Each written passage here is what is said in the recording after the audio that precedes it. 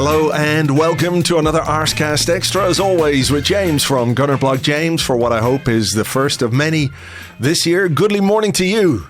Goodly morning, Andrew, and everyone listening. Beautiful way to start the season. In terms of points, for sure. Oh, mate. Yeah. Points, result. Great.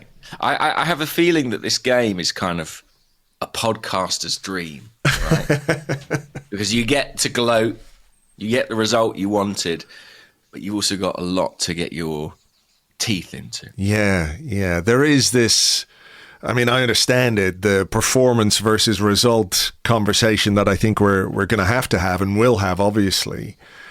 But I have to say, there might be elements of it which are, verging on, I don't want to say negative or what have you, but I think we have to focus first and foremost on the fact that we've gone to Old Trafford on the opening day of the season and come away with 3 points.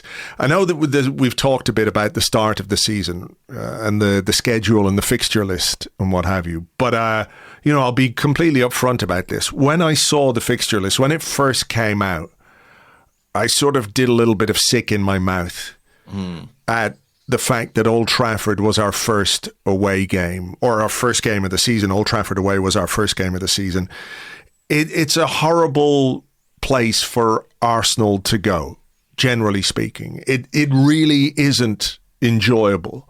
I don't know what it is. Is there something weird about the stadium, the history, whatever it is? We struggle there and have struggled there so often. So I was kind of, hopeful. Obviously, I think I sent you a text when the teams came out going, oh, this is a pretty beatable United side.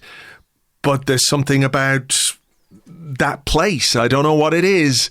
So to come away with 3 points, despite the fact we didn't play well, I'm far more focused on that than the actual performance itself, because, I've seen us go there and play better and come away with a lot less. That's true. That's true, although I haven't seen us play well there too many times, to be honest. We did really well there in the end of last season. The first half we played there was unbelievable. I can't remember us ever going there and being that dominant. And obviously then we fell behind to that free kick when the wall, remember when they made us put the wall 30 yards away from the ball for the free kick for Bruno Fernandes. And we did play actually really, really well that day. But again, we came away with a draw rather than 3 points. Yeah, I think it's something like 3 wins from the last 18 league games, something like that at Old Trafford. So when they come along, you've got to enjoy them. And I think if this result had been achieved in April or May, probably the narrative around it would be very different. You'd be hearing people say things like, at that stage of the season, the result's all that matters. And, it's a sign of the mark of champions, Andrew, to play so poorly. Yeah. And win. But I think it's kind of inevitable, isn't it, that this early in the season, everyone's kind of looking for fluidity, progress, a sign of change. And, a team that looks like they're just going to blow everyone away. We didn't really get that. But it was interesting seeing Mikel Arteta afterwards, and I felt that he was like, listen, we can park all the analysis. We got the 3 points, and that is so precious to us. It's only the first weekend, but I think even psychologically, losing a bit of ground on City and Liverpool, I think would have been painful, would have been an issue, would have just sort of, not given us the perfect start. Whereas as it is, 3 points, a home game coming up next week, chance to build a bit of momentum. Absolutely fantastic. And listen, there's nothing more enjoyable than a slightly scraggy win against Manchester United. I mean, we won an FA Cup like that in 2005, was it? And I thoroughly enjoyed it. So I will take it all day long. Me too. I think I said in the blog, I don't really care how we win once we win. And I think if you'd offered me like a grind it, slightly under par performance, but we come out of it with a win, I would have bitten your hand off for that. For me yesterday, I know everyone's interested in performance. I know everyone's interested in seeing the team gel and click and play with, as you say, fluidity, a bit of rhythm, find our attacking mojo, if you like. But I really did feel going into this game, it was about dealing with not just the opposition, but the stadium, the destination, the record that we have there. It is a really weird quirk of football, whatever way you want to put it, that we've had, I think, 6 wins there in the Premier League era. All 6 wins have been 1-0. That is odd. Like, I don't know what the odds on that would be if you're, to put that through a betting machine or whatever way you would put it. I think there is just something fundamentally difficult for us at Old Trafford. So for me, it was really all about, did we have what it takes to get the result? And I think one of the big strengths of this Arsenal team over the last couple of seasons has been a defensive solidity, which was absolutely necessary and required yesterday, because it didn't really work from an attacking perspective. But once we got that goal, we have that experience. I think maybe Gary Neville on Sky said there probably isn't a better team at sort of protecting a lead and grinding a win out than Arsenal over the last couple of years. And much as I hate to agree with Gary Neville, I think he's absolutely right in that sense. So yeah, we're going to talk about performance, but for me, I'm absolutely chuffed to go there. Get that game out of the way. This is one of the most difficult games of the season that we have got out of the way. We've got 3 points. And then, as you say, we look ahead to the weekend, a home game against a promoted side where you would look for things to be a little more the way we expect Arsenal to be. Yeah, more cohesive maybe. I mean, yeah. We're looking, aren't we, to make up points on last season, and we've just made up 2. Yeah. We've just added an extra 2 points that we dropped. So fantastic, and we will talk about the performance kind of holistically, but I do think, and I've been guilty of it myself, saying, "Oh, it's a poor performance." I do think that omits certain aspects of the performance and maybe certain areas that we have come to take for granted. You mentioned what Gary Neville said, but the defensive performance from the 2 centre-halves, for example, was excellent, I thought, on the day.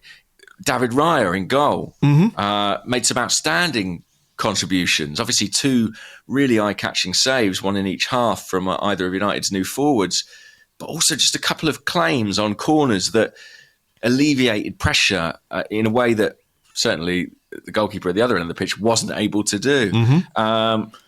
So I think there were aspects of what we did, the commitment we showed, the physicality at times, the organisation, the grit to sort of see out that clean sheet. We have come to a point where we do take that a little bit for granted, that we have become that team. And what a far cry that is from Arsenal teams of the past. So while I accept totally, there's a lot to get into, particularly in sort of the attacking phase and discuss, how we failed to sort of capitalise on some of the opportunities we had. But there were good things in here. They're just familiar good things, but we shouldn't allow that to make us forget them, Yeah, of course. I think people think sometimes the only measure of playing well is attacking well. And I get that. That's what you want to see. You want your team to create chances. But defending and goalkeeping, doing that well is really, really important. And you can, those sections of the team can play well. Like one centre half hasn't played a competitive game since April. And he was amazing. I thought Saliba in the second half was unbelievable. The winning goal comes from one of the fullbacks. So, yeah, I think there were aspects of this game that if we were not a good defensive team, we would not have won that game yesterday. There would have been a breakthrough for United, because I do think, if we're going to be honest about it, they looked more dangerous than we did. I don't think they looked like they were going to, bang the door down until they found a way through, but they were dangerous, and they did create moments that we had to react to and defend well. And David Raya, as you said, made a couple of good saves. The one from Cunha in the first half, I think, is unbelievable save. So, yeah, we have to give credit to those guys for helping us dig out that performance. So, Shall we start with the team, I guess? Not a huge surprise that Victor Gyökeres started up front. And maybe the other decision that Arteta had to make was whether he was going to play Calafiori or Miles Lewis-Skelly. And I do think on the basis of what we've seen in pre-season, I was not at all surprised to see Calafiori start at left-back. The midfield trio of Zubimendi, Rice and Odegaard.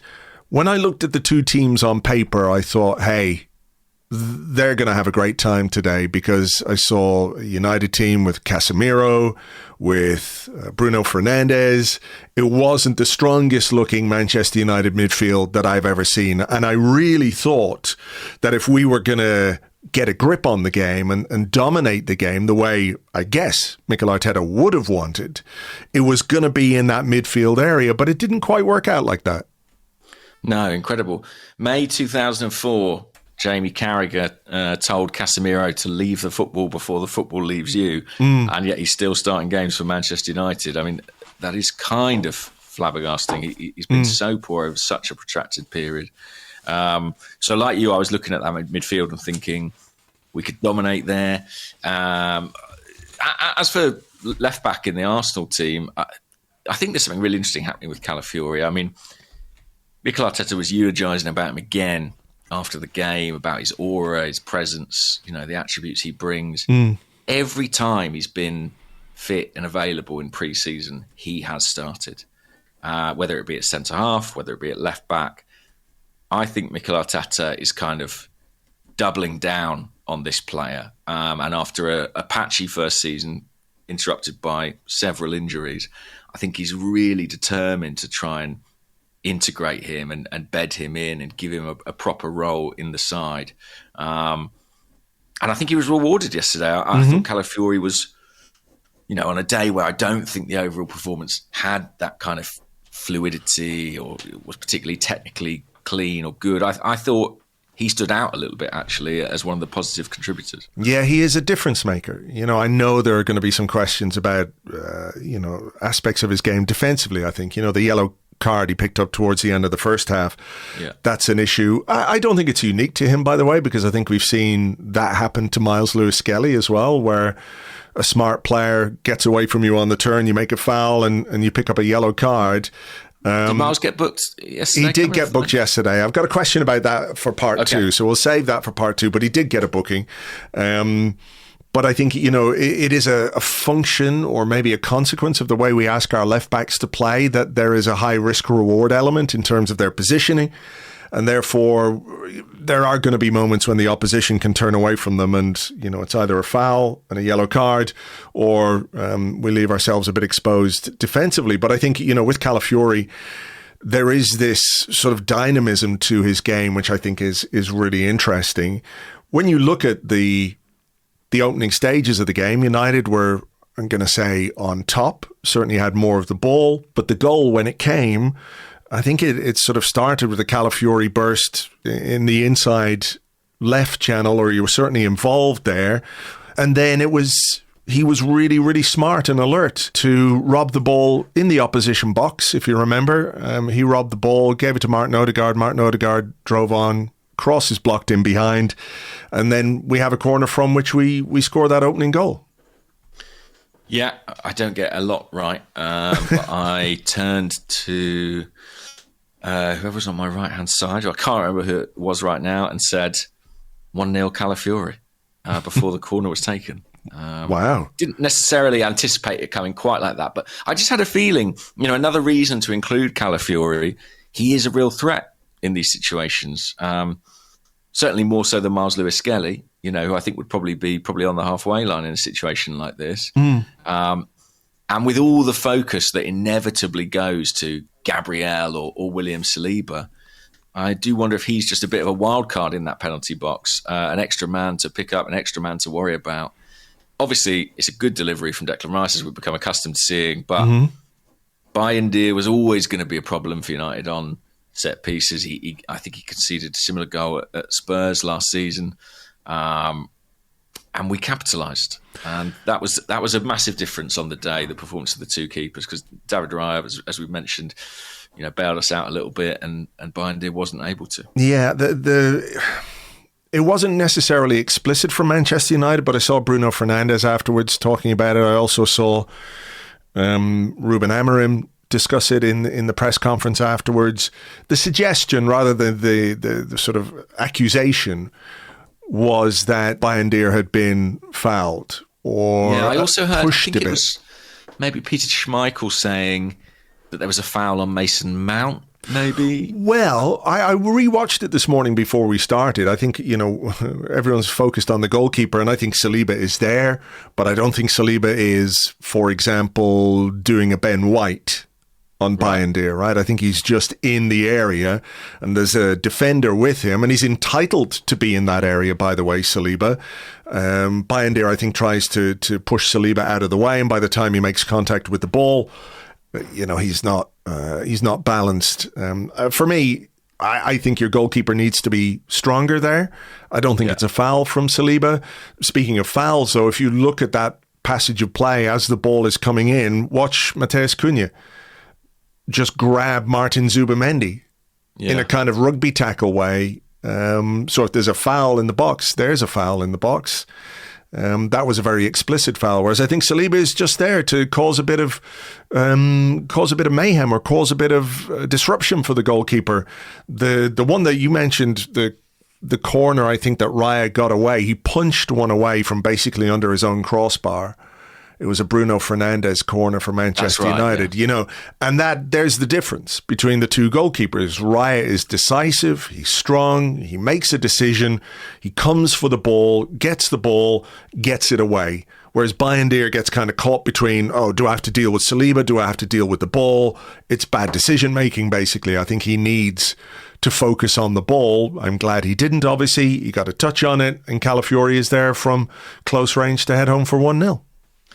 Yeah, and it was interesting because, we've all read about the new directives about set pieces and holding and barging. And, we saw Eberechi Eze have a goal disallowed earlier in the day, right, in an unusual situation. I think I read that's the first time in 6 years that rule's been applied. So, we're in that weird space where, no one's quite sure what the legal parameters are. So, I think the away fans, there was kind of two cheers. There was the cheer of, we've scored, and then a secondary cheer of, great, it's standing as well. Yeah. There was a kind of palpable relief about that. But I do think that's absolutely the right decision. Like, if that was David Raya in our goal, well, frankly, it wouldn't be because he's so much better in these situations. But second of all, I would say, your keeper, our keeper, any keeper, just needs to be way stronger there. I think it's a terrible error. And we capitalised. And it was a little bit against the run of play. United were threatening a bit in those early stages. I think it was Burma who had the first shot on goal. He looked really dangerous in that first half. And to be honest, the game didn't... And we'd looked a bit shaky, I think, early on. Some misplaced passes, a couple of fouls, a couple of errors. And I'm not sure the goal dramatically changed the pattern of that first half. I mean, I do think that United... I'm quite delighted about it, really, but we're a bit hard done by, frankly, to be 1-0 down. It was sort of against the run of play, I think. But that's the value of set pieces, right? Well, yes, and we've proven that over the last couple of seasons that, they can make a difference. These are the marginal gains, the things that we've been, really good at, generally speaking, are attacking set pieces. Manchester United, I think, for a while have been poor defensively from set pieces. They conceded a lot of goals from set pieces. After that, there was... What was I going to say? I've completely forgotten lost my train of thought here. The United reaction... And then... Next note I had was that Zubimendi was booked. Was he booked? Or did he just... Not booked? No, I don't think he was booked, but he gave away a free kick on the edge of the box. That's it, yeah. He wasn't booked. The referee went to his pocket, you're right, and I thought he'd brought out a yellow card, but in fact, it was his little spray can. There you go. Nothing came of that other than Declan Rice took the ball right in the face. Yes, he did. Do you think there's a correlation between that moment and Declan Rice's overall performance? Is it possible that When he came round, he'd forgotten how to play football. Yeah, kind of, because football amnesia. The more it went on, the more I felt like he wasn't right. Declan Rice. The more the game went on, I was like, where is he? Like, he's not really involved in the way that you would expect Declan Rice to be involved for a player of his quality and the way that he likes to sort of impose himself on games. He really wasn't in it at all. And I do wonder if, having taken that knock to the face, he was, a little concussed, maybe. I don't know. Obviously, I've no idea, but I did think that when he came off, and I'm not sure to what extent the cameras caught this or not, like, it was a real trudge from the pitch. He had the gait of an injured player. I don't think there is any suggestion that he was, but he just looked a bit broken, I think. He looked exhausted, and it certainly was one of his least eye-catching games. Like, I've been reviewing some of the footage as well since the game, and you're just not really noticing Declan Rice. Yeah. And that's incredibly unusual. Yes. Right? He's normally a player who draws the eye. I think I saw that maybe he'd covered the least ground out of any of our midfielders as well. Yeah, I had a look at that. I'll tell you who's doing that stat now this season is SofaScore.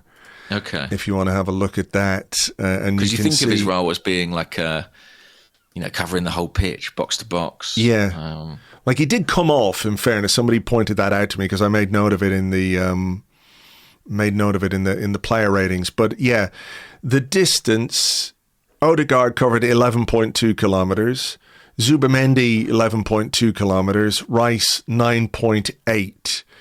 I mean, is it possible that shortfall would have been made up? Yeah, I guess so. I mean, but he only came off. When did he come off? I mean, he only came off in the 83rd minute. So it's still quite a bit of distance to make up in 7 minutes plus fucking 6 minutes of injury time. Where the hell did they get 6 minutes, by the way? I know we're getting ahead of ourselves here, but... I definitely felt he was not at his best. Sure. I felt that United continued to threaten, really, in the first half. They seemed to be able to get, particularly in Burmo, into sort of dangerous 2-on-2 situations, or a lot of what they're doing on the ball, and a lot of Amorim's system seems to be about creating these kind of wide overloads. And I felt like they were doing that pretty effectively. What they didn't have was a number 9. So there was like more than one occasion where they'd get to the byline and pull the ball across goal just to an empty penalty area, which I was pretty grateful for. Dorgu did hit the post, didn't he? He did. Range. He did. It was a good shot, actually. I think Raya was beaten, so a little touch of good fortune there. I'm just looking at the live blog to see sort of what else happened. Yeah, there was the Raya run where he sort of, muddled his way through our entire team. Yeah, that was not great. Poor shot, I think, straight at David Raya. But, at the same time, there were moments for Arsenal. I suppose this is something that ties in a little bit with the piece that you wrote this morning and some of the quotes that Mikel Arteta spoke about after the game. I was laughing about this a little bit because before the start of the season, Lewis did a tactics column about how Victor Gyökeres can, make an impact at Arsenal. And after that game at Old Trafford in March, Mikel Arteta said, against Manchester United, we had 11 situations where we had open spaces to attack, 11 big ones. We used 1. Top teams, they used 9. The situations were there. We didn't use them. And that's almost exactly what he said about yesterday. He said we should have killed them in open play. I think that's what he said on Sky Sports afterwards. We should have killed them in open play. And there were moments, weren't there, when Arsenal had space and had space to run into, but I think it's more, people will look at the final pass and that's clearly an issue, but I think the movement is the big one, right? Where the runs that players are making don't give the player with the ball the options that you would like. And that's kind of what you've highlighted in your piece for The Athletic this morning. Yeah, I mean, you might have seen, I think somebody clipped up the various transition opportunities on social, and I was having a look through Y-Scout as well.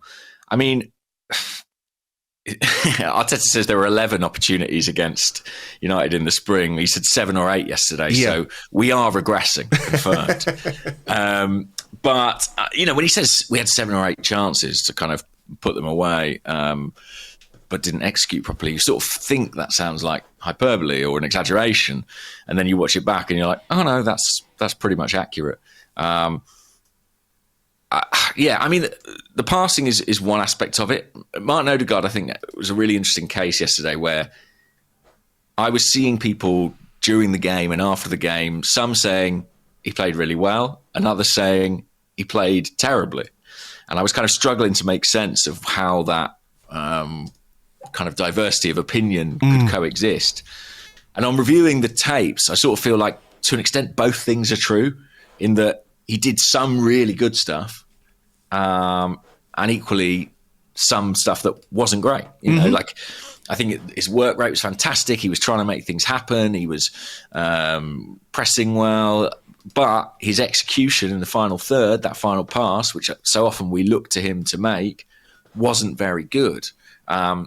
I also think you make a great point about the movement. I mean, there were sort of 3 or 4 opportunities where Arsenal were breaking. Maybe, David Raya claims a cross, bowls it out to Odegaard. He's got Saka, Martinelli and Gyökeres all running ahead of him, but often in quite an unimaginative way, just running like in straight lines within a narrow portion of the pitch, doing nothing to kind of stretch the play, to move defenders out of position.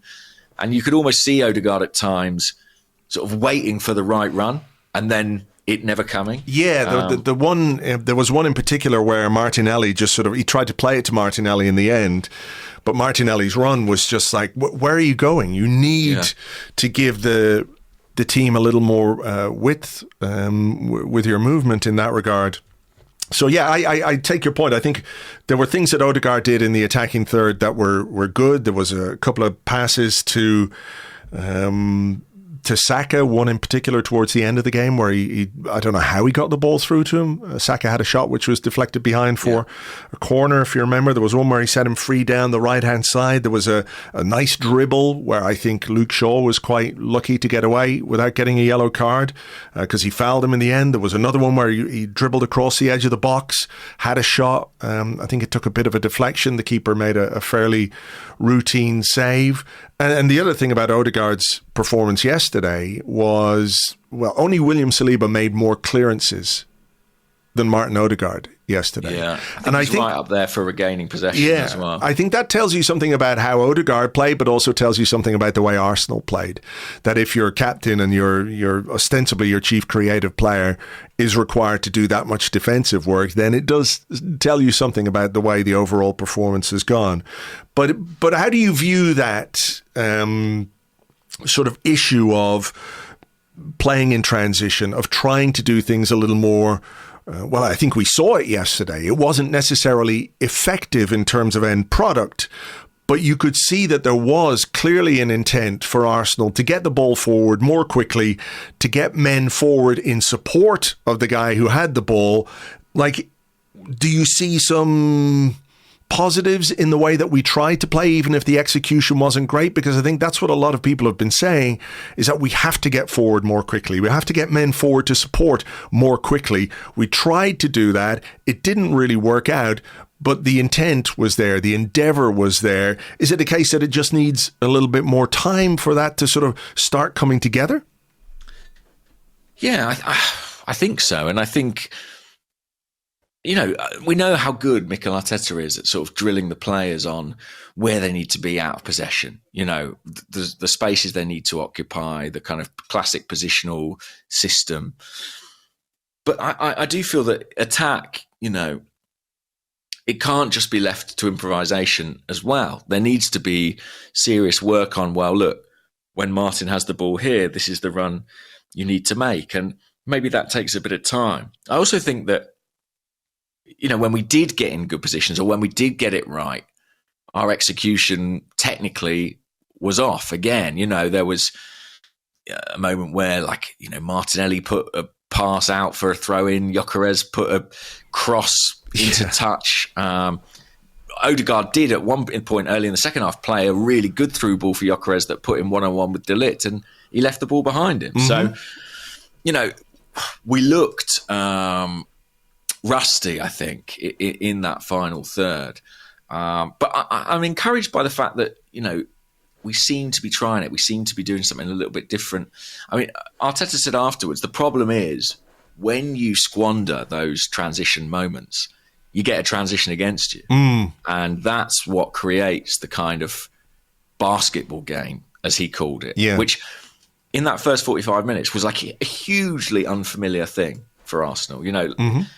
I saw people afterwards saying oh, no, not another performance like this. And I was like, this is a really atypical Arsenal display, particularly that first 45. It was end to end. And I think if United had a centre forward on the pitch, they might well have punished us, But the second half was, I'm not going to say it was much better from our perspective, but I thought tactically it was a bit more stable. The first half was really, really end to end. And I think when the game's like that, you have to capitalise. You have to score those goals because otherwise it's going to hurt you. Yeah, we didn't have much in the way of chances, did we, in the second half, apart from really late in the game, the Saka one that I mentioned.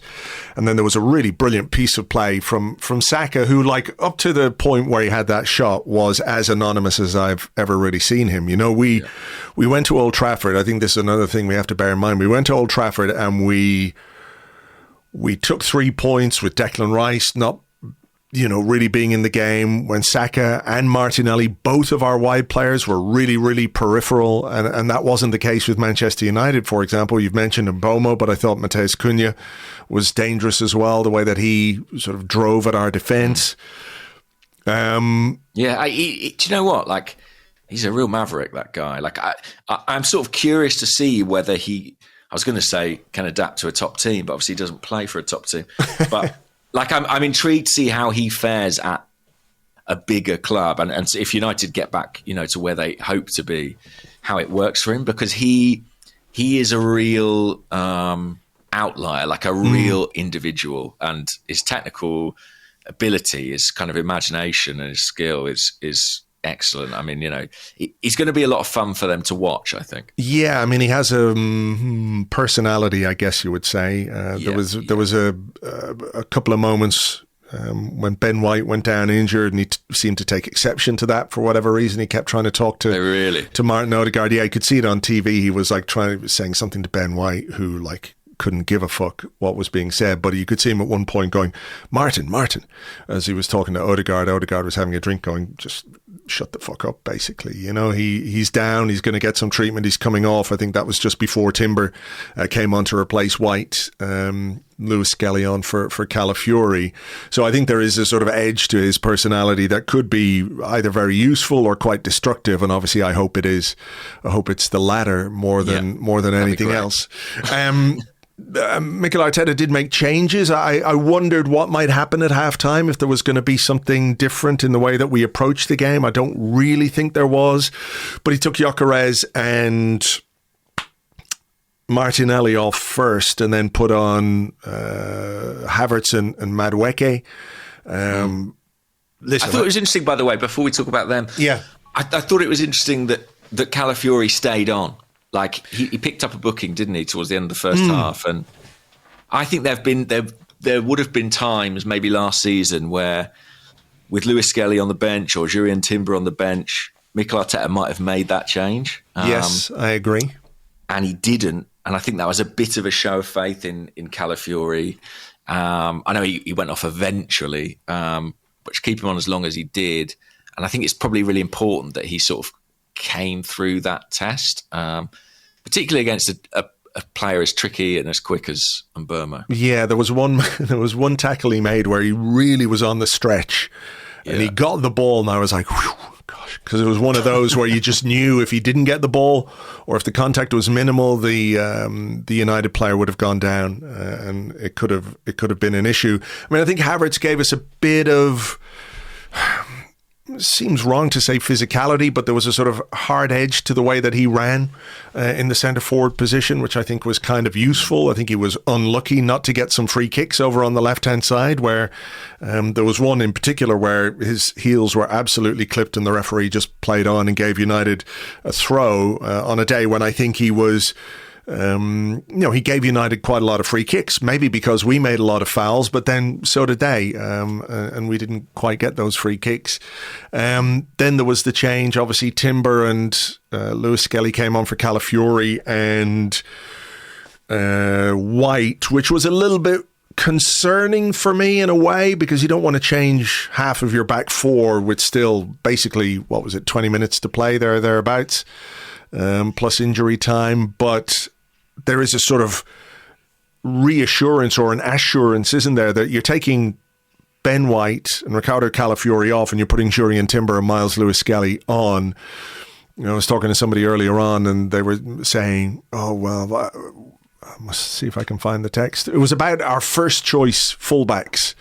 And I'm not sure we have first choice fullbacks anymore. I think when everyone's fit, we have the best depth and quality at fullback of any team in the Premier League, and maybe some sort of pecking order will emerge over the course of the season, but I feel equally comfortable, I would say, with Lewis-Skelly and Timber as I do with White and Calafiori. I think it's a very nice position to be in.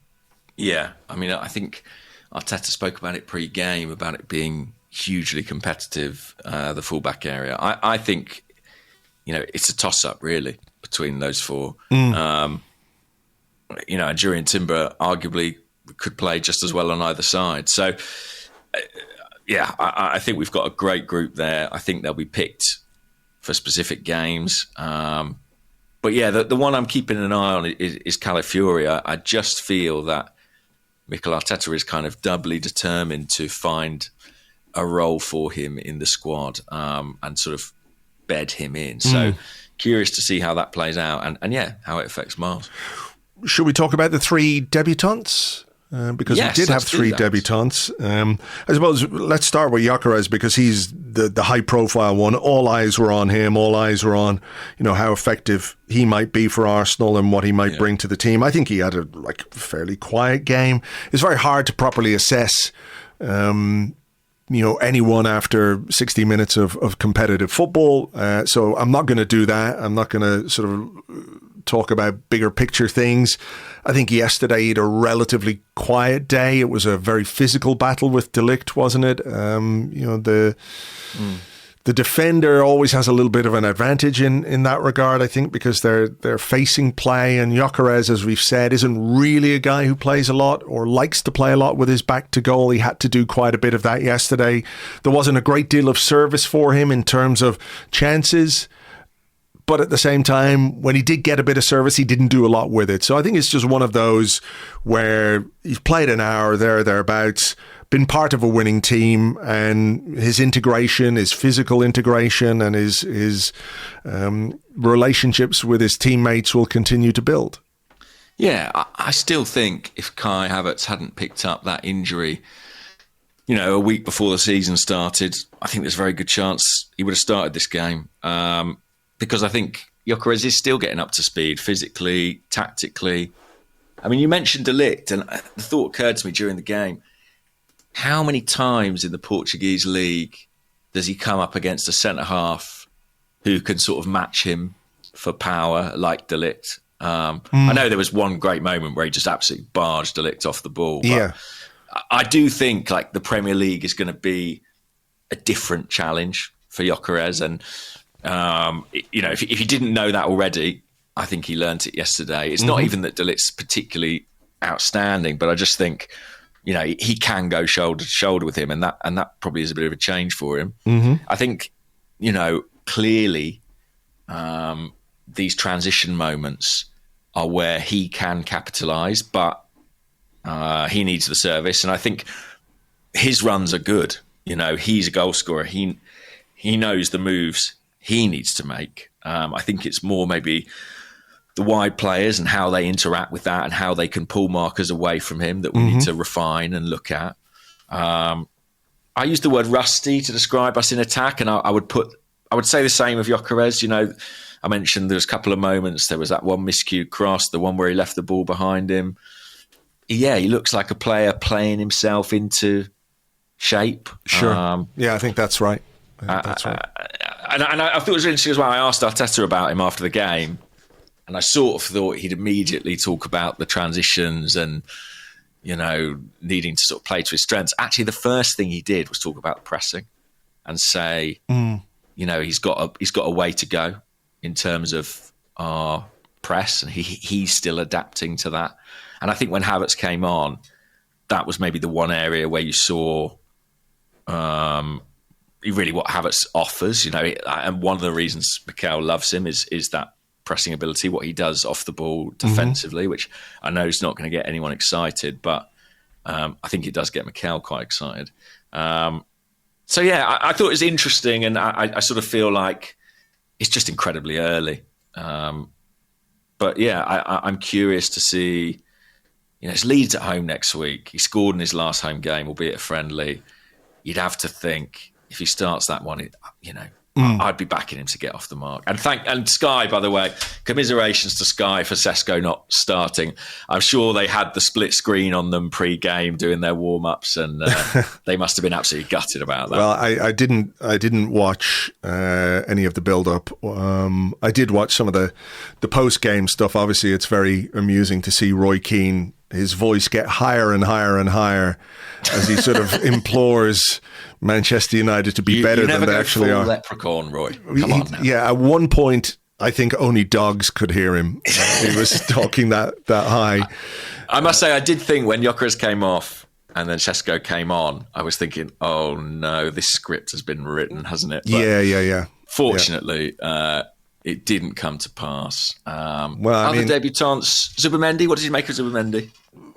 He was good, tidy, not spectacular. He got a big whack early on, didn't he? He certainly did. Yeah, welcome to the Premier League. Have an elbow in the face that goes unpunished.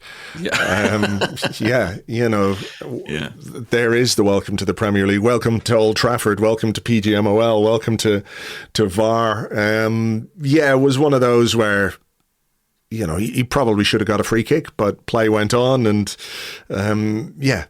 maybe it's not a bad lesson to learn very early on in your Premier League career, but tidy. You know, I think it is going to take him a little bit of time just to adapt, but I don't really have too many worries about him.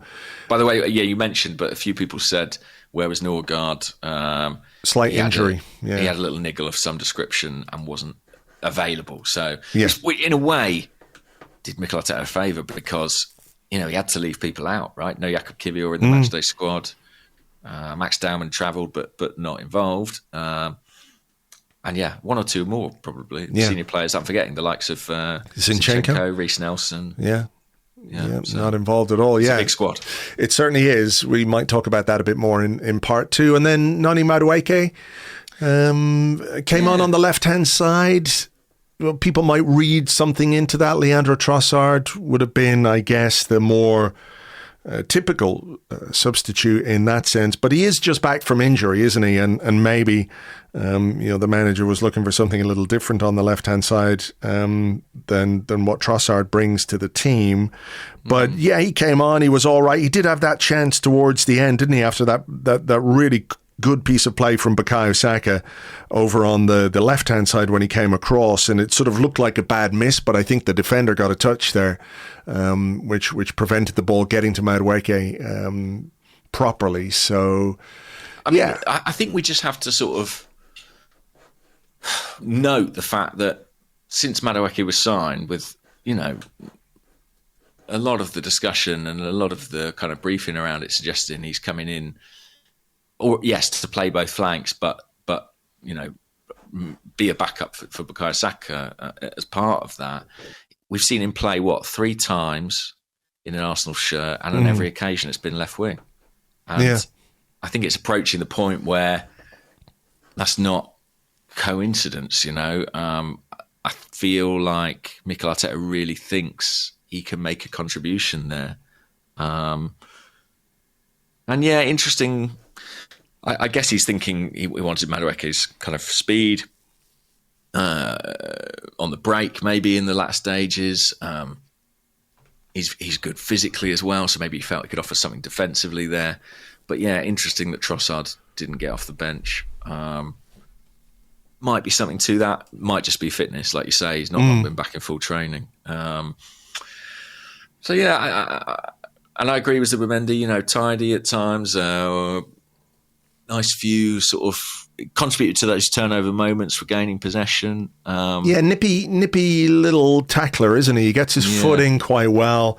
There was one in particular, I think maybe in the first half, where he got back in the right back position and won the ball and got us going again. So, yeah, I think there's things to be encouraged about. It's very hard to judge anyone really individually when the collective performance is below par, I think it's fair to say, beyond the defensive aspects of our game, which we pointed out earlier on. Well, that's it. I mean, inevitably, we're going to talk about the new signings because they're new.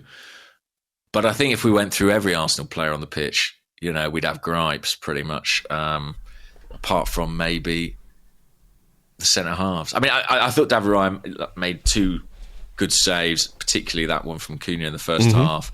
But he also had a couple of slightly wobbly moments on the ball. So, it wasn't a perfect display by any means from anybody. And, yeah. But, Andrew, 3 points. How much do we care? That's it. I was going to ask you,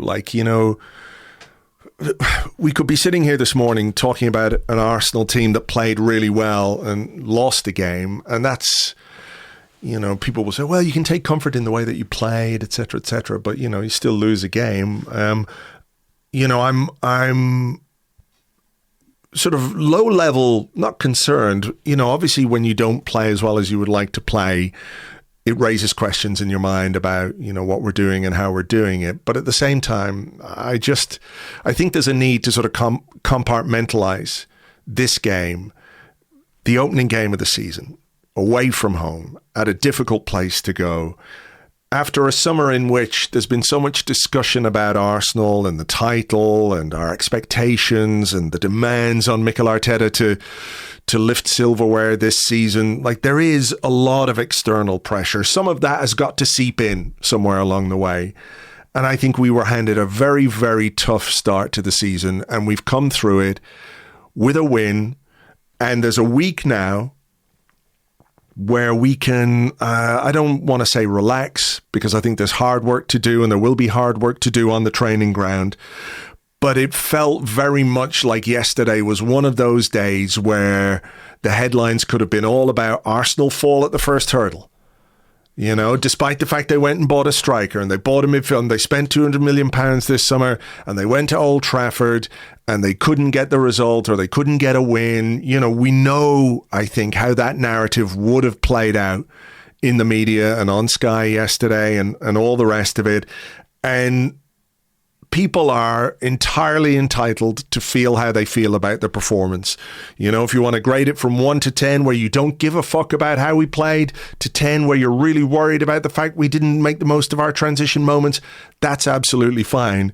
But I think over the course of this week, those discussions and debates can take place with the safety net of the 3 points that we got yesterday. And that's by far, for me, the most important thing. And I think from here, we can start focusing a little bit more on how we're playing and how effective we are and how capable we're going to be of winning the amount of games we want to win this season. But that was it was a really, really tough start to the season. What's that fucking thing they make horses do? The one where it's just a giant wall, Right. Like a steeplechase type. No, is it? There's a horse noise and everything for you. Is it called puissance? Where they just it's only one big wall and they make the horse. I think you're right. Yeah. Yesterday was a bit of footballing puissance. We had a fucking giant wall and we got on our horse and we jumped over it and didn't knock all the bricks down. And now we can sort of canter our way into the first home game of the new season.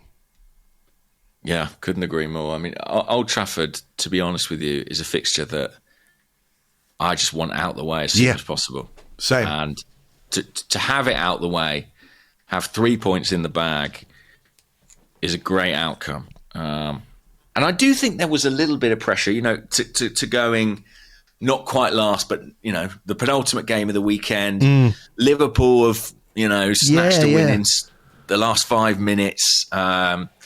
Their new signings have been on display. Ekitike scored, and City have strolled past, to be fair, a pretty dismal Wolves team, but looked the business in doing it. So there is a little bit of pressure there, and we've gone and got 3 very, very, very valuable points. And it's a great start. It is undeniably a great start, and I just felt, looking at Arteta in his press conference, he knew. He really knew the value of those points and that result. And, yes, there's stuff that needs to be worked on, but that's fine. He'll be happy to get into that over the next 7 days with the comfort and the cushion of those 3 points. Yeah, 100%. You could see the way he talked to Sky afterwards and in the press conference that there was a sense of relief, I think, from him as well, because he knew, A, we didn't play that well, and B, it would have just heaped a bit more pressure on everything if we'd gone there and not got the right result. Mate, if we'd got beat. Yeah, listen, however it would have happened. Yeah. Whether it was against the run of play, whether it was a contentious decision, whether we got played off the park, there's no fucking good way to start a season when you've got beaten. So, no. I do think maybe because the window is still open and people still have hopes, and questions and demands around that. And I think there's just a little bit of kind of anxiety in the fan base at the minute. I think anything but a win could have provoked a pretty spicy response. So I'm delighted that we got the result. Yes, me too. Okay, well, there are questions and people have questions. So we will deal with some of those questions after we take a little break here. So we'll be back with those in part 2 right after this.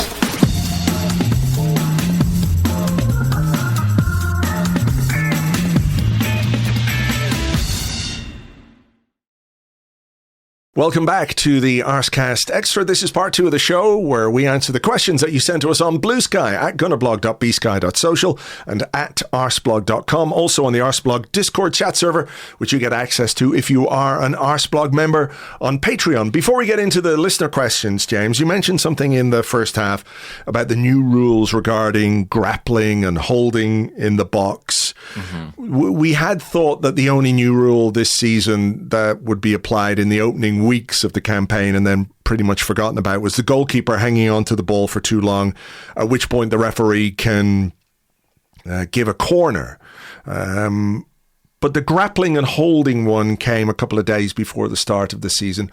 I did want to ask you what you think of that, because for me, while I sort of understand it to an extent, it feels like this could open up a Pandora's box of rampant inconsistency, because I think when you look at the way corners and set pieces are defended, the way players hold on and wrestle these days, like a referee could see a foul one way in one game and another referee will see a foul another way in another game. And it just feels to me like a really odd thing to start cracking down on, because it is only going to be inconsistent, in my opinion, and it's going to drive people mad. Yeah, it's funny. Now we're talking about it, I'm having a sort of dim memory of this happening before, maybe at an international tournament, where they kind of sought to clamp down on it, and it basically just resulted in a shit ton of penalties. Might have been right in the early days of VAR. But I think it's a noble, is that the right word? I think it's a sort of noble principle to sort of say, we're going to clean this up, because it is going on, at every dead ball.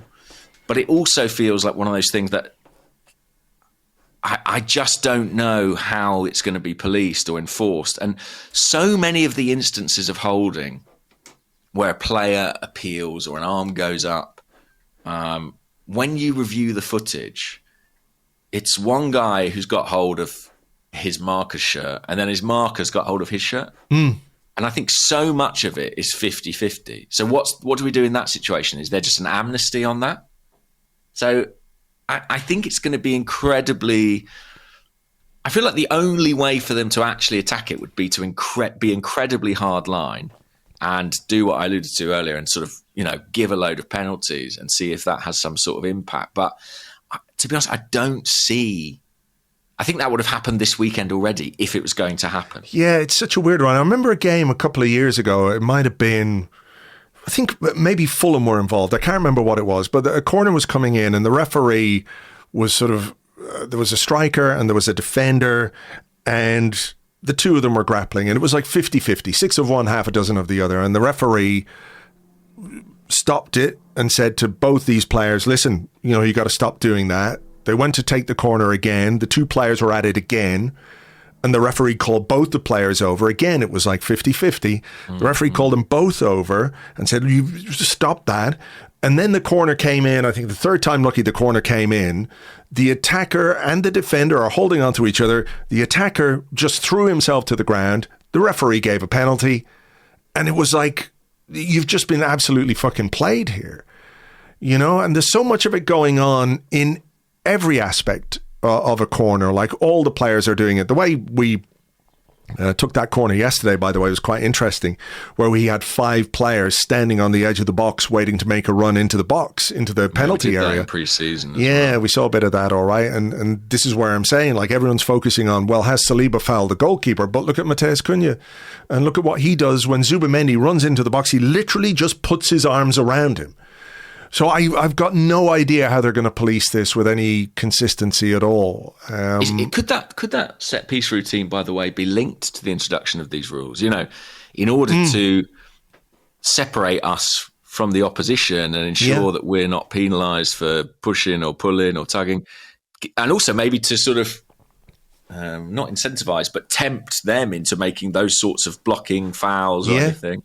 The more movement we have, the more likely we are to be awarded. I mean, it sounds, it's a hypothetical, of course, when it comes to Arsenal, but the more likely we'd theoretically be to be awarded a penalty. I don't know. I'm really curious to see how that one plays out. Even the goalkeeper one, is it 8 seconds? Yeah. Is that right? There were a couple of instances yesterday where Gyökeres was very clearly sort of just trying to slow Bayindir down. Right, like standing in front of him, standing in front of him effectively, because he knows if this gets to 8, it's a corner, and yet the referee was kind of intervening and not quite blowing up, but sort of making Gyökeres. I think he did give a free kick at one point. Did he give a free kick? Yeah, free kick. Yeah, and it's sort of like he wasn't really doing much wrong, but obviously players are going to look to prey on that now. So there's a sort of bit of a grey area, I think, around that whole thing. Is there a trade-off maybe that, if the goalkeeper has to release the ball in 8 seconds, they are going to penalise players who make it difficult for him to do that, which might be fair enough, Yeah. But I've never seen that implemented before, really, where a player stands in front of the goalkeeper. I mean, how many times have we seen over the last couple of seasons David Raya blocked off as he's trying to move the ball quickly? I can remember like a handful of occasions where players have literally stood in the way of David Raya trying to block the shot and the referee hasn't done a thing about it. So maybe it's tied to that new rule. So we'll wait and see. I wonder as well, and I feel... here we go. CC Gunner on Blue Sky said, "Goodly morning. Do you think the 8-second goalkeeper rule had an impact on the game and the way we played? The urgency to deploy the ball earlier appears to lead to more counter-attacks with less time to reset and build from the back." Maybe. I mean, I could see a couple of times where Raya had the ball and you could see he was aware of it. And he just sort of lumped the ball downfield. I mean, I think it probably... it's hard to tell after one game, isn't it? If that's correlation or causation. But if it does make it a slightly more transitional, quick end-to-end game, I mean, I think that would be a really positive change for the league. But... Well, what about this as a question from AB_Gunner on the Discord? He said, "Morning, gents. While I'm not defending how we played, it did seem like we really tried to be very direct and quick, and it was poorly executed and left us quite vulnerable. Is this the other side of the coin that fans don't think about? We want to say, we want to be more direct, but we also saw how open that leaves us. Yeah, and as I said, that first half in particular was uncharacteristically open. I'm just finding what Mikel said in the press conference now. I've got a follow-up question to this, by the way. So okay, so he said, I think there were 7-8 situations where the ball is completely open to play through, and we are on and we are attacking the keeper, and we give that ball away, and then it becomes a basketball game. And again, a basketball game against a team that is extremely, extremely good at finishing actions with the quality that they have. That's a very difficult thing to do. That's kind of anathema to Mikel Arteta. I mean, that is everything he's sought to avoid, I think, in the way that he has set up his team. And that's kind of a battle, probably an internal battle he sort of has to face, really. Like, is he really prepared to be this slightly more reactive transitional team rather than one that is as controlled as we normally see? Yeah. And also, to be honest, how many games a season will afford him the opportunity to do that? Like, when we play Leeds at home next week, are we going to have these big transitional moments, or are they going to be 8 men behind the ball and we're in the horseshoe again? You know? Yeah, we don't have long to find out. The other question I was going to follow up on was from Hickory Victory Yuck on the Discord. There's a good name. Very good. He said, the one thing that worried me a bit was how much time we gave them on the ball at the back. No one, including Odegaard, was pressing when they had the ball at the back. Does that concern you, or do you see it as a tactical shift to let the team play out from the back and then hit them on the counter-attack? So cede possession a little bit. Yeah, we had another question about pressing that I feel like I need to find. Here you go. Big Red Arsenal said, hi chaps, so much of the way we defend and control games is dependent on our press and penning the opposition in their own half. Why do you think United were able to bypass it so frequently with just a couple of passes, and how much of it is linked to having Gyökeres up front? Well, I think Mikel volunteered, really, that Gyökeres has a way to go on the pressing. I mean, his answer was he did a lot of things very good. You can tell, especially in our high pressing, the rhythm that we demand, especially in the first half, we're giving a bit too much time. It's something that we have to work on, especially there.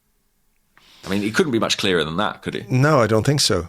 He said it very fast, so I don't think it massively registered. But yeah,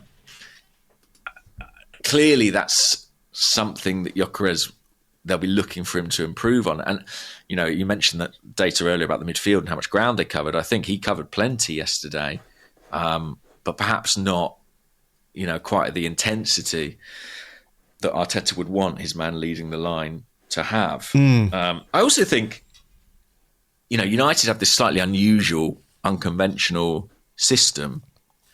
But it struck me yesterday that like it's partly designed to enable them to have those overloads at the back and play out in that way. You know, they've got 3 centre halves, they've got central midfielders dropping in, they've got a wing back as well. It's no great surprise that they're able to play 2 or 3 passes and escape in the wide areas. Like, they've literally got the numbers there. The bigger question is, like, when they get into the final third, can they create the overload in those situations as well? And you know, I'm not sure they did that often enough yesterday. But yeah, I guess this is going to be a kind of ongoing debate, because there is a world where Arteta gets hold of Gyökeres and kind of changes him, you know, and turns him into a pressing forward who's like, you know, harrying defenders and, you know, a link-up player. I mean, I noticed in the warm-up yesterday, they were doing a lot of like playing the ball into his feet and him practicing sort of layoffs to put Martinelli and Saka through in on goal. And maybe there is a world where Gyökeres kind of evolves and becomes that 9. But he is 27. So, he's shown an adaptability throughout his career, but my gut would say he kind of is what he is. And really what Arsenal needs to do probably is lean into the strengths he already has. There'll be a degree of adaptation and flexibility on his part, but you don't buy a striker like Victor Gyökeres for that sort of money to ask them to be Kai Havertz. No, I think that's completely right. I think it's completely right. But I think, as we've said, before he signed and since, that there is going to be some adaptation needed from us to him and from him to us. So it's finding that balance, I think, will be very interesting. But yeah, the press is important. I think when Arsenal have been really good, when the football we've played has been really good and really effective, the press has been superb, coordinated. They would show clips of it on like Monday Night Football. Look at what Arsenal did here. One player has the ball, all of a sudden there's 4 players around him. They cut off all the passing lanes, and then we are effective in the final third with the final actions, the final pass, the shot, whatever it might be. So I do think there is an interesting aspect to that. Like, I don't know if it was deliberate yesterday to let United have the ball at the back so we could have space to transition into, but maybe there is going to be an element of that to the way that we play this season where, if you do want to get the best out of a player like Gyökeres, then you kind of have to let the opposition have the ball a bit and rely on your defence or your midfielders to win it back and then spring forward. Yeah. Very possibly. We've got some transfer questions, Andrew. Oh, my goodness. Okay. Believe it or not. I thought the wording of this one warranted inclusion from Matt on Blue Sky. I think I know the one you mean, actually, because I think I've picked that one out as well. If it is this one, it's at Toy That Kills on Blue Sky. That's the one. And Matt says, I'm excited to see how Madueke turns out. But if our choice to sign him directly leads to Eze joining Spurs instead, can you think of a more negligent piece of transfer business in the history of football? It started so well. I really like this, but is this not the worst thing that's ever happened in the history of humanity? In the history of the sport? I would say that I don't really think the Madueke deal is in any way linked to Eze. Yeah, I think it's distinct from that. And I think Arsenal view it in that way, yeah. Yeah. Like, I can understand. We might not. No, of course, but I think from a fan's perspective, you can look at it that way. But Matt I don't may think. Not, it seems. Yeah, Matt definitely doesn't. I hope that toy isn't sentient. Yeah, I mean, the username hints at a darkness within Matt. I think, as you've reported, and David Ornstein has reported a bit as well, and others have reported, that there's, to me, a direct link between Ethan Nwaneri's situation and Eze and Arsenal's interest in Eze. And once Nwaneri was sorted, the interest in Eze went a bit quiet. And I don't think you need to be a fucking genius to work out why that might be. So that's not to say that Eze still couldn't do a job for Arsenal or still add something to this squad. But I think there is a direct relationship between Eze and Nwaneri, and there isn't really one between Eze and Madueke. We did have another one here. Magnus Holmberg saying, after seeing Semenyo's performance against Liverpool, I'd say we should rather go for him than Eze. Who would you prefer? And there were a number of questions about whether, after looking at yesterday, let me see if I can find one. I can't find one. But basically the question was, if you're looking at this game yesterday, does it make an addition on the left-hand side even more important than it already seems to be in the minds of many people? Is that unfair based on the collective performance, or do you understand why people will be looking at the left and thinking, hey, if we are going to do something else in this window, then that's the place? I seem to remember in January, you were banging the Semenyo drum. Yeah, I like him, don't you? Yeah, I think he's really good. I mean, to be fair, wow, what a performance he had at the weekend in in trying circumstances as well. Depressing circumstances, isn't it? The first game of the new season, and we're having to deal with some fucking bullshit like that. And he has to deal with that. It's absolutely terrible. And I hope that, whatever way it plays out, whoever that is dealt with in the strongest possible terms by Liverpool, because that kind of shit is just unacceptable. Yeah, I think he would have been obviously well within his rights to walk off the pitch, but to stay on it and score 2 goals, I quite like that as a response, I have to say. He's a great player. I do think, I'll have to check, but I feel like Bournemouth have sold almost all their team.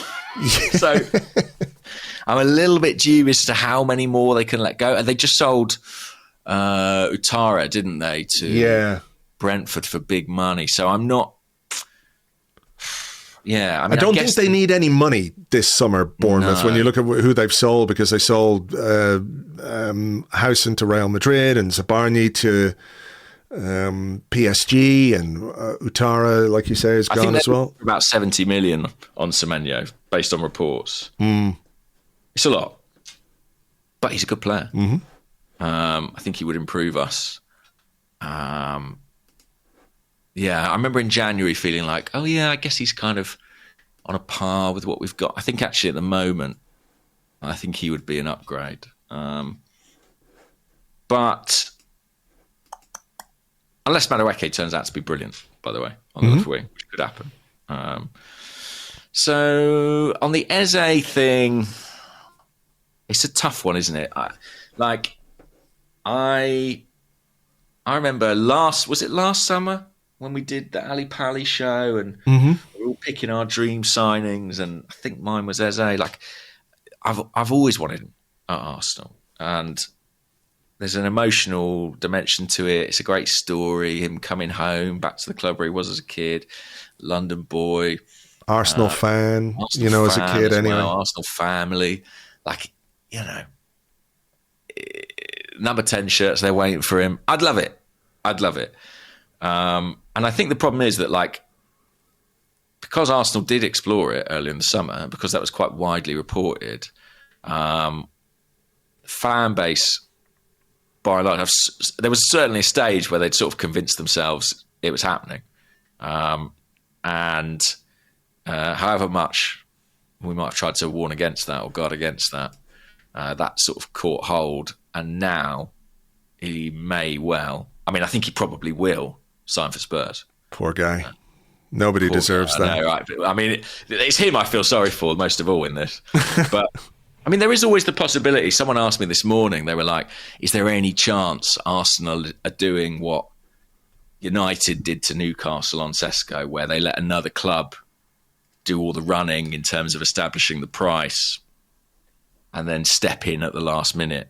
And I guess there's a chance, and I guess you'd be telling me and other reporters, no, we're not interested, sort of thing, to preserve that the integrity of that strategy. But I don't think that's what's happening. I think, as you said, it was something that was explored when there was a bit of jeopardy around Ethan. And I have to say, if you accept that Arsenal don't see Eze as a left winger, you can debate that. But if you take him as a central player, it's very difficult to see, I think, how he and Ethan sort of coexist, actually. I agree with that. I'm not sure we have the minutes to go around. I think, I think there is a case that he could play on the left, but it would need you to play pretty differently stylistically and maybe ask something very different of your left back. I've at this point I've kind of resigned myself to it not happening. And I think if something does happen, it will be a more conventional left winger. But even there, a domino has to fall. There's no way we're going into a season with Martinelli, Trossard, Madueke, and a new signing in that position. No, there's just no way. And when you were saying maybe there's a chance, all I could think of was Jim Carrey in Dumbers. So you're telling me there's a chance? So I don't know, man. I mean, yeah. I'd love to say I wish Jose luck at Spurs, but obviously I don't. No. Well, another sort of transfer-related one comes from Alessandra Hedgeblog, who says, Kiwior not on the bench. Yeah. If he's not getting picked, surely we have to sell to retain any value. And there was, I think, a decision to be made by Mikel Arteta yesterday when it came to the defensive players on the bench. It was going to be, I think Norgard made it a little bit easier with one of them, but by not being available rather, but, Mosquera or Kiwior. And he's made a decision on Mosquera, who has no Premier League experience. It sort of says something, whether you think it's fair or unfair or otherwise, about where Kiwior stands in the pecking order. And does that then necessitate Arsenal, trying or maybe making a slightly difficult decision by letting a player go who could be useful and could be important in terms of giving us depth this season, but the time is right to sell, and maybe the right time to sell is when it is just a little bit uncomfortable. Yeah, I mean, I did an update on Kiwior in our deal sheet about a week ago, basically saying, while he is happy at Arsenal, he wants to play. And I think it won't have escaped his attention that in pre-season, Calafiori was picked ahead of him to start games at left centre-back. And obviously now at Old Trafford, Mosquera on the bench ahead of him. I mean, it might be the case that something is advancing. I don't think it is yet, but it might be. If something, they might just be protecting him for a sale, but it doesn't look good for him currently. And I think a really interesting discussion on Kiwior is price, because I put this update out and I think, Porto had been interested at kind of sort of the 25 million sort of mark. And I had fans coming back and saying like minimum 45 for Kiwior, given what he did at the end of last season. He's a £50 million defender or something like that. And I was just like, that ain't happening. Like, if you're selling this player to Europe, I think I think we've got to be realistic about what sort of fee is attainable.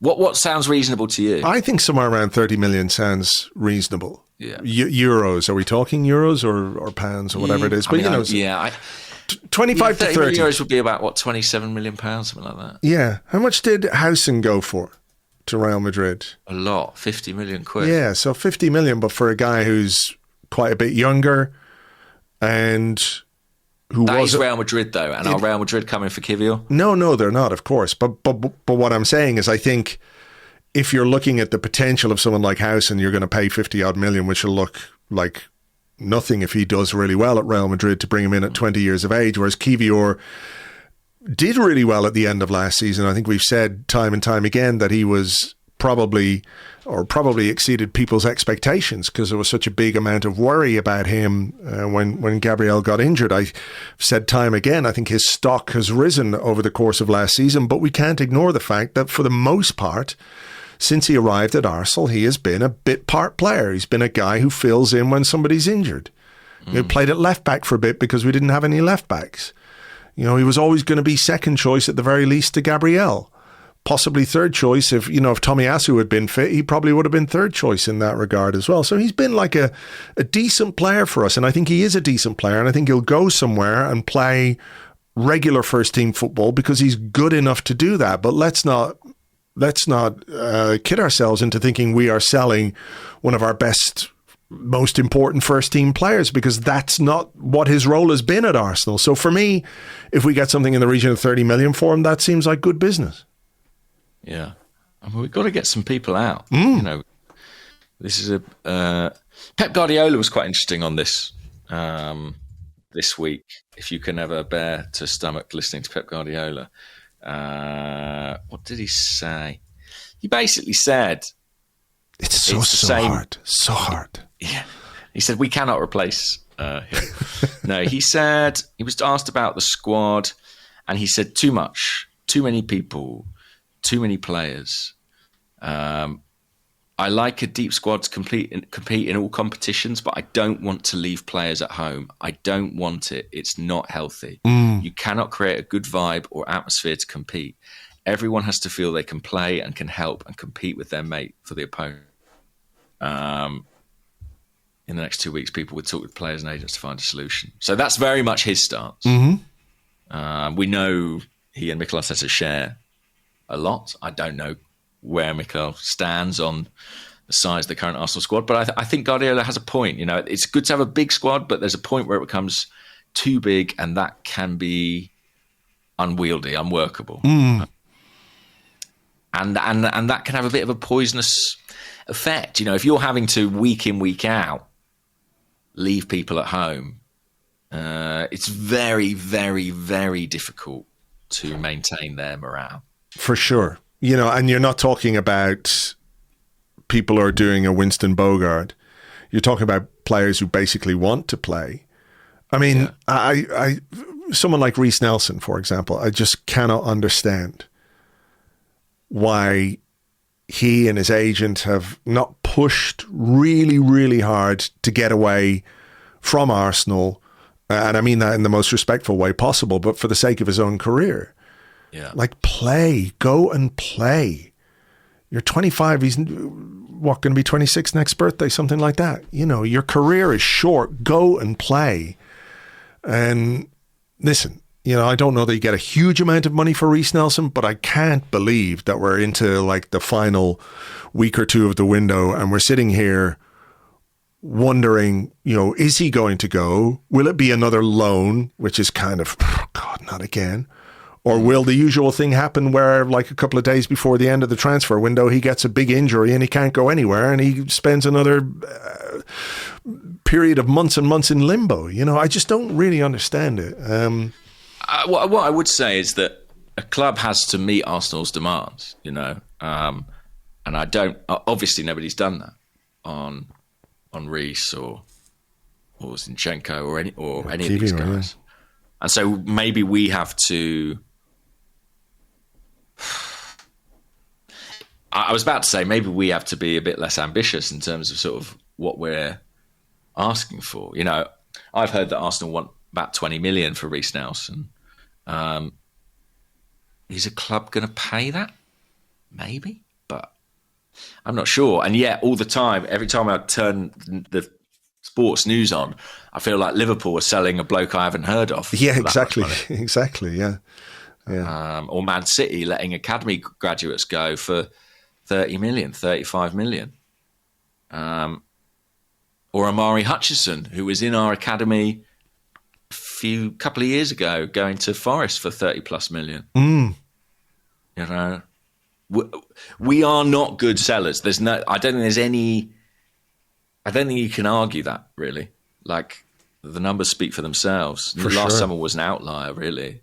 And I slightly worry about the next couple of weeks because we do have to get some of these numbers out, and that is going to mean probably compromise, doing deals that we wouldn't have accepted in the start of the summer. Well, market forces and all that, you know. By the way, just on the Kiwior thing, last week I said, we'll come back to Jack Rice's question. We never came back to it. And he, to his credit, has pursued me. He said, hi guys, you forgot to go back to my question last week. If we sold Kiwior and only had Calafiori as left centre-back backup, are we making ourselves vulnerable to another Saliba and Tommy getting injured at a crucial time in the season situation happening again? Mosquera can play both centre-half positions. So I think that's your slight level of insurance in that regard. As can probably Timber, as can probably White. You know what I mean? In an emergency. Yeah. Maybe it leaves you, as we saw yesterday, Calafiori started at left back, and that might be a thing that Mikel Arteta is very keen on doing. I mean, is it beyond the realms of possibility that if we do make another signing before the end of the window, if we do sell Kiwior, if we do sell Zinchenko, that there's a defensive edition rather than an attacking edition.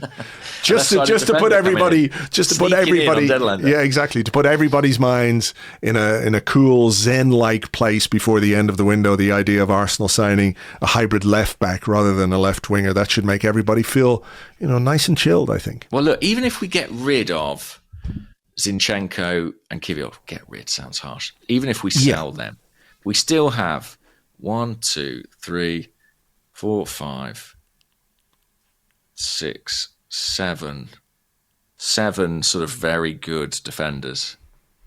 Is that enough? I think it probably is. But, I mean, ultimately, like, it may just sort of be, like, we may not have the numbers to be able to replace them. Do you know what I mean? We might not have the space in the squad for it. Sure. Depends on who else goes. So, yeah. I don't think we'll sign another defender. I'd be surprised. Okay. I wouldn't, but there you go. You never should be. No. Do you think should have included Odegaard on the bench? We've dealt with that. 8-second rule. Pressing. I've got a couple here, actually, if you want. So Pete Coe says, it seems as if Lewis-Skelly gets the short end of bad decisions from the referee more often than not. Do you feel like he will become our new Granit Xhaka, where every foul is treated as a potential sending off, or am I just being paranoid? And I think he was unlucky to get booked yesterday. Yeah, but he took a bad touch, but then he played the ball. Yeah. It was a familiar. I mean, when referees start to have that association with you, that's yeah.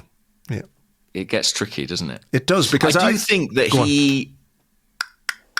I'm such an admirer of his courage and risk taking in possession, and yet I do think that there's a how can I phrase it? That there's still he still needs to learn kind of the parameters of when and where that's best applied, I think. Sure, I get that completely, and I agree with you to an extent. I just think yesterday it felt like whatever, okay, give a free kick. If you think he's made a foul there, give a free kick. But look, he took a poor touch. He made up for it by playing the ball and then caught the player on the follow through, which foul, not a foul, your mileage might vary on that. But I don't think there was any need to book him in that position. I felt a little bit, it did worry me a bit. Like I thought, if that's another player, are they getting booked there? And I wasn't sure.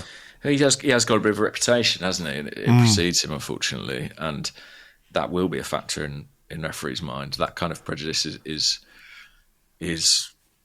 real. So I think that's a bit of a worry. And again, it's why it might not be the worst thing for him. I think many times in the last, 8 months since he's broken into the team, we found ourselves kind of yearning for him to enjoy a bit of a quiet period. And it hasn't happened for many, many reasons. Officiating being one, being brilliant and getting his England debut and scoring and all these things are part of that as well. But I really feel with Miles, like it wouldn't be the worst thing for his career to just have a couple of months slightly out of the spotlight. Whether that is something that Mikel Arteta would engineer, I don't know. Whether it will just happen organically if Calafiori sort of kicks on and holds that place for a bit. That might be one way. But yeah, I do worry a bit about Miles's reputation among referees and how that might influence decisions. By the way, on the referees, go on. We didn't mention it. Did you think United had a shout for a penalty? The Saliba sliding in on Cunha late on. Not for me. I've only seen, so I didn't see it in real time. It was quite far from me in the press box. And I've basically seen the one replay that United fans are sharing where it does look quite like it might have been a foul. But that's all I've seen. So you all know better than me. Yeah, I look, you know the way I apply the rules in my mind for penalties. I think if we get given that in that situation, a scramble in the box, I would have felt it was very, very generous, to be honest. Like I wouldn't be going mad if that had happened in the box, I think it's sort of Cunha backing into Saliba standing his ground for the most part. I don't really think it's a foul, so they can stick it up their holes. Okay. Good. Okay, couple of quick ones.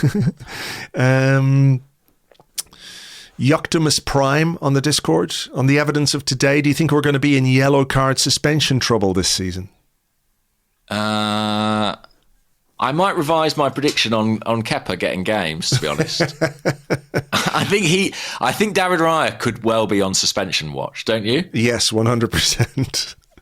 He's been booked in the first game, and yeah, he doesn't mind a bit of time wasting. So, especially with us having that sort of tough start and some big away games, if we're in a position where we're holding a lead or holding on to a draw or something, wouldn't surprise me to see him rack up a few bookings. Yeah. So yeah, Kepa might get the odd game or two. So who is? What about anyone else you got your eye on for that? I mean, Timber, Miles, obviously. I think our left backs, because of the nature of the role that they're playing, both Calafiori and Lewis-Skelly got booked yesterday. Timber got booked pretty quickly after coming on as well. I think for time wasting, taking too long over a throw. There are yellow cards I think we can avoid by being a little bit smarter and maybe just a little bit quicker when we're restarting play. But Raya for sure. He does like to take his time, and the opposition were making it pretty clear, I think, to the referee as well before he got booked. So I think that played a part as well.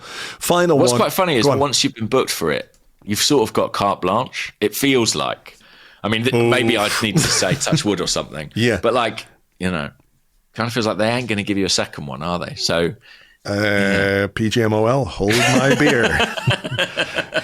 David Raya may be the first. Yeah. We may have just absolutely jinxed it. Okay. I've got a quick question for you, by the way, that I meant to do and hadn't got to. Just because it's a bit of a contrary point of view to what we've heard from most fans. The party A is over says, am I the only one who doesn't want to see Max Dowman near the team this year? He's 15 and extremely talented, but only 15.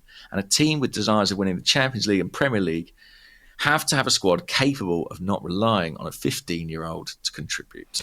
Well, I think there's a big difference between relying on a 15-year-old to contribute and what a supremely talented 15-year-old might be able to contribute to the team. Those are different things. Nobody's saying... He was there yesterday, Max, not selected. I think that was just part of the how they're going to integrate him and give him the experience of what a match day is. I didn't, I saw him in that video and I was like, oh, that's interesting, but I still didn't expect him to be in the match day squad. Yeah, I was watching the warm-up in his trainers on the touchline. Yeah, I think it's about showing him what it's about. Like, they got the train to Manchester, did they? Yeah. It's a bit weird. Could that just sort of get... Listen, the coach? I'm all for it. Yeah. The eco-choice. Sure. But, so I think there's a difference. Nobody's saying play Max Dowman every game. No one's saying start him in, the first game of the season against Manchester United. But if you've got a player of his talent and his ability, and he can bring something to the team, then I think you use him. If you're old enough, or if you're good enough, you're old enough, right? As the old cliche goes. So it's not about being reliant on Max Dowman. I think if our title hopes are contingent on Max Dowman, then you've got a point. And I think there is a discussion to be had about the balance between his age and his development and all of those things. But you don't cut off your nose to spite your face. If there's a really good player at your football club and he's pushing hard for inclusion in your squad, it doesn't really matter to me if he's 16 or 17 or whatever. This is a squad, as I think we know, under Mikel Arteta, that is going to be picked on merit. He's not just going to do a favour to Max Dowman if he doesn't think he's ready or able to bring something to the team. So I just don't think we shut the door, see how it goes, see how he progresses. And if and when he demands inclusion, then so be it. Yeah, I think he will play games and he will be involved as the season goes on. But something I said on YouTube, and what is this podcast for if not recycling things I've said on YouTube? I think we have to ask about Max. Sort of, yes, he is a superb talent, but why is it that he is so exciting? What is it that he is bringing and offering that maybe we lack in the squad? And I do think it's that bit of imagination or one-on-one ability in the final third. And I think, yes, we can look to him to add it. But if we are to do something in the remainder of the market, I think most of us would agree that sort of those attributes that Max has demonstrated are kind of what we need more of. Yeah. So let's see what that holds. Okay, final one. This one comes from Simeon on the Discord. He said, what did you make of the players having a vote on the captaincy? Do we know if that's a process that happens every year, or was it due to Martin Odegaard's performances last season? This obviously comes in the wake of the comments made by Tony Adams last week. Mikel Arteta was asked about it. He said, we had a vote. The players are 100%, 100 million%, whatever it was he said, behind Martin Odegaard.